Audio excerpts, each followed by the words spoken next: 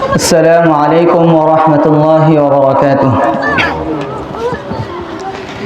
إن الحمد لله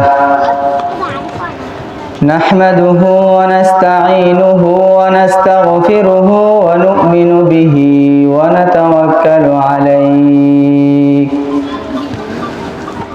ونعوذ بالله من شرور أنفسنا ومن سيئات أعمالنا من يهده الله فلا مضل له ومن يضلله فلا هادي له ونشهد أن لا إله إلا الله وحده لا شريك له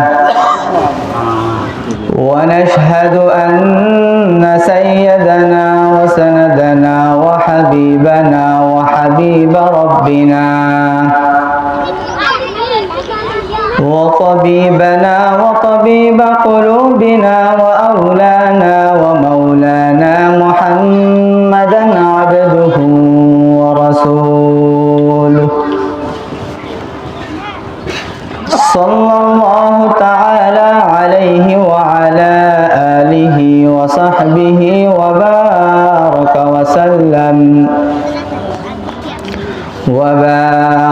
وسلم تسليما كثيرا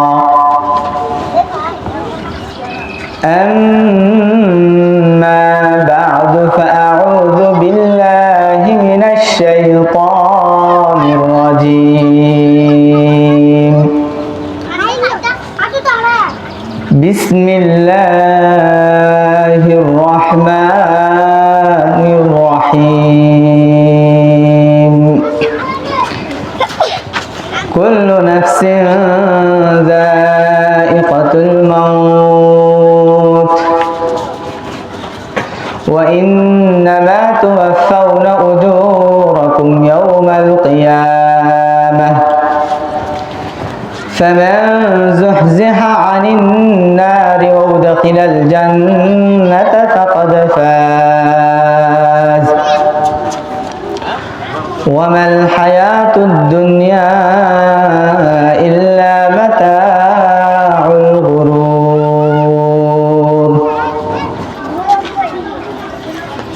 صدق الله مولانا العظيم وصدق رسوله النبي الكريم ونحن على ذلك من الشاهدين والشاكرين والذاكرين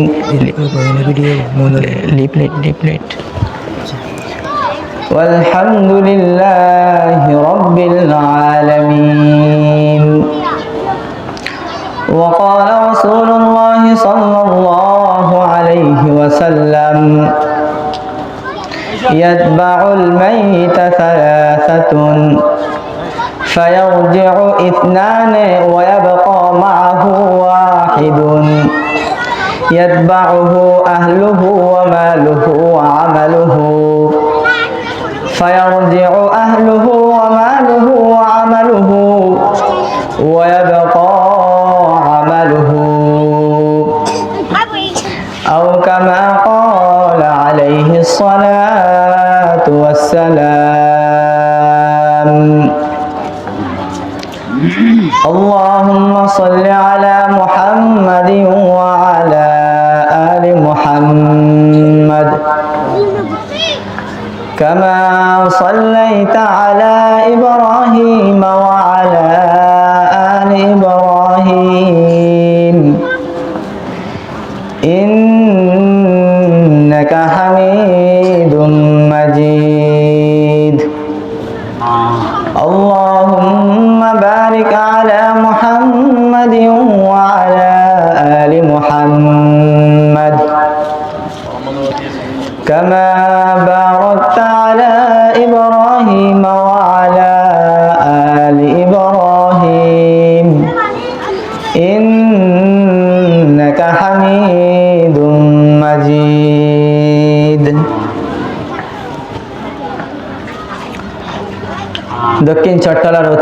শাহী বাঁশখালী থানার অন্তর্গত নুরুল উলুম ইসলামী মাদ্রাসার উদ্যোগে আয়োজিত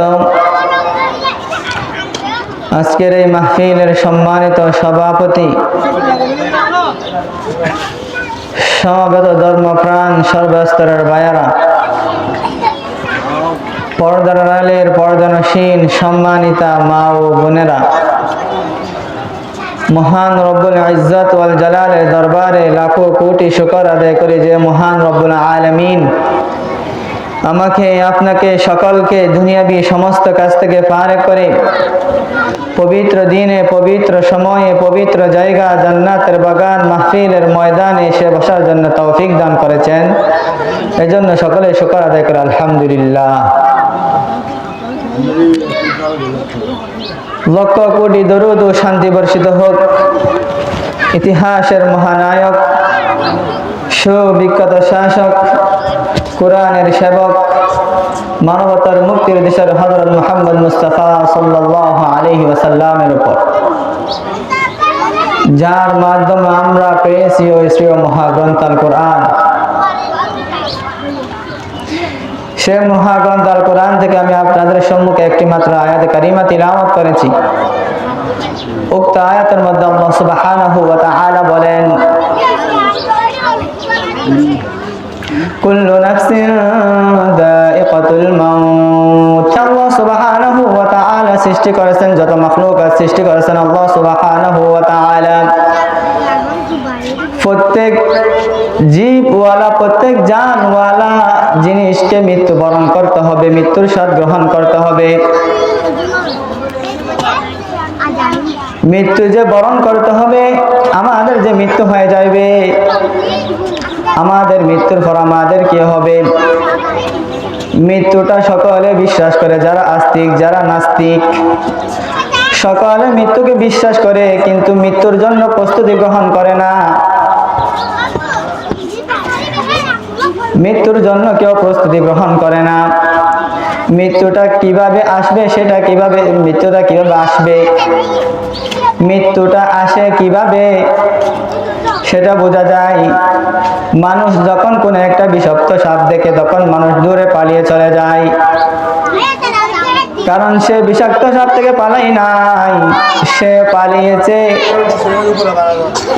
বিষাক্ত সাপ থেকে পালাই নাই, সে পালিয়েছে, কারণ সে জানে বিষাক্ত সাপ যদি আঘাত করে, বিষাক্ত সাপ যদি আঘাত করে সে মারা যাবে। এই জন্য সে বিষাক্ত সাপ থেকে পালায় নাই, সে মৃত্যু থেকে পালিয়েছে। আমাদের মৃত্যু হয়ে যাইবে, আমরা মৃত্যুর পরের জন্য কি আমল করতেছি? দুনিয়ার মধ্যে এত নাজ নিয়ামত, মৃত্যুর পরের জন্য কি আমল করতেছি আমরা? হাদিসের মধ্যে পাওয়া যায়, মানুষ যখন মৃত্যুবরণ করে তার সাথে শুধুমাত্র তিনটি জিনিস যায় কবর পর্যন্ত। রাসূল করিম সাল্লাল্লাহু আলাইহি ওয়াসাল্লাম বলেন, ইয়াতবাউল মাইয়িতা সালাসাতুন ফায়ারজিউ ইসনানে ওয়া ইয়াবকা মাআহু ওয়াহিদুন। মানুষ যখন মৃত্যুবরণ করে তার সাথে তিনটি জিনিস যায়। ফায়ারজিউ ইসনানে, দুইটি জিনিস ফিরে আসে, ওয়া ইয়াবকা মাআহু ওয়াহিদুন, তার সাথে একটি জিনিস রয়ে যায়। ইয়াতবাউহু আহলুহু ওয়া মালুহু ওয়া আমালুহু, তার সাথে ইয়াতবাউহু আহলুহু, তার পরিবার পরিজন, ওয়া মালুহু, তার ধন সম্পদ, ওয়া আমালুহু, তার আমল। ফায়ারজিউ আহলুহু ওয়া মালুহু ওয়া আমালুহু, ফায়ারজিউ আহলুহু ওয়া মালুহু ওয়া ইয়াবকা আমালুহু। সেখান থেকে নিজের পরিবার পরিজন চলে আসে, নিজের ধন সম্পদ চলে আসে, ফিরে আসে। ওয়া ইয়াবকা মাআহু ওয়াহিদুন ওয়া ইয়াবকা আমালুহু, তার সাথে শুধুমাত্র তার আমলটাই বাকি থাকে। এই জন্য দুনিয়ার মধ্যে আমি কি করতেছি, আমি কি আখিরাতের জন্য, কবরের জন্য আমল করতেছি কিনা, সেটা আমাদের প্রতিটি মুহূর্তে চিন্তা করতে হবে। কারণ যারা আমাদের আগে দুনিয়ার মধ্যে আসছে, আমাদের দাদা দাদি, নানা নানি, আত্মীয় স্বজন যারা চলে গেছে, তারা দুনিয়ার মধ্যে আবার ফিরে আসতেছে না। তারা কত ধন সম্পদ দুনিয়ার মধ্যে রেখে যাচ্ছে, যে ধন সম্পদের পিছনে আমাদের সময় নষ্ট করতেছি, গাড়ি বাড়ি অট্টালিকা যত ধন সম্পদের পিছনে আমরা সময় নষ্ট করতেছি, নিজের মূল্যবান সময় নষ্ট করতেছি, সেই জিনিস আমার সাথে কবরের মধ্যে যাবে না। শুধুমাত্র কবরের মধ্যে যাবে আমার সাথে আমার আমল। কবরের মধ্যে আমার সাথে শুধু আমার আমলটাই থাকবে। এই জন্য নিজের জীবনকে আমল দ্বারা সাজাইতে হবে। যে কবরের মধ্যে যাব, আমাদের তো মৃত্যু অবধারিত, মৃত্যু তো বরণ করতে হবে আমাদের। আমি কি প্রস্তুতি নিলাম? হাদিসের মধ্যে পাওয়া যায়, ইন্নামাল কবরু রাওদাতুম মিন রিয়াদিল জান্নাহ আও হুফরাতুম মিন হুফারিন নার। কবর হয়তো জান্নাতের বাগান হবে, আর নয়তো জাহান্নামের গর্ত হবে। কবর হয়তো জান্নাতের বাগান হবে, আর নয়তো জাহান্নামের গর্ত হবে। হয়তো জান্নাতের বাগান, না হয় জাহান্নামের গর্ত। দুনিয়ার মধ্যে যদি আমি আল্লাহ সুবহানাহু ওয়া তাআলার হুকুম, আল্লাহ সুবহানাহু ওয়া তাআলা যা আমার উপর ফরজ করেছেন, সেই হুকুম যদি আমি আল্লাহ সুবহানাহু ওয়া তাআলাকে রাজি খুশি করার জন্য ঠিকভাবে আদায় করি, আল্লাহ সুবহানাহু ওয়া তাআলা আমার কবরকে জান্নাতের বাগান বানাইবেন। আর না হয় জাহান্নামের গর্ত হবে আমার কবর। সেই জাহান্নামের আগুন কিন্তু দুনিয়ার মধ্যে সামান্য রোদের আগুন সহ্য করতে পারতেছি না, কিভাবে জাহান্নামের আগুন সহ্য করব? এই জন্য প্রতিটি মুহূর্তে আমাদের চিন্তা করতে হবে, কারণ আমরা এখানে পৃথিবীর মধ্যে থাকতে পারবো না। আল্লাহ সুবহানাহু ওয়া তাআলা আমাদেরকে সৃষ্টি করেছেন শুধুমাত্র আমার আল্লাহ সুবহানাহু ওয়া তাআলার গোলামি করার জন্য। আল্লাহ সুবহানাহু ওয়া তাআলা বলেন, ওয়া মা খালাকাতুল জিন্না ওয়াল ইনসা ইল্লা লিয়াবুদুন। আমি জিন এবং ইনসানকে সৃষ্টি করেছি শুধু আমার ইবাদতের জন্য। আল্লাহ সুবহানাহু ওয়া তাআলা আমাকে আর আপনাদেরকে সকলকে সৃষ্টি করেছেন আল্লাহ সুবহানাহু ওয়া তাআলার গোলামি করার জন্য।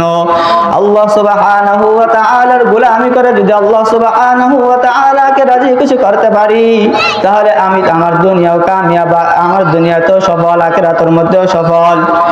এই জন্য প্রতিটি মুহূর্তে আমাদের চিন্তা করতে হবে, আমি যে কাজটা করতেছি এই কাজটা কি আমার জন্য ভালো হচ্ছে নাকি খারাপ হচ্ছে, এটা কি সওয়াবের কাজ নাকি গুনাহের কাজ।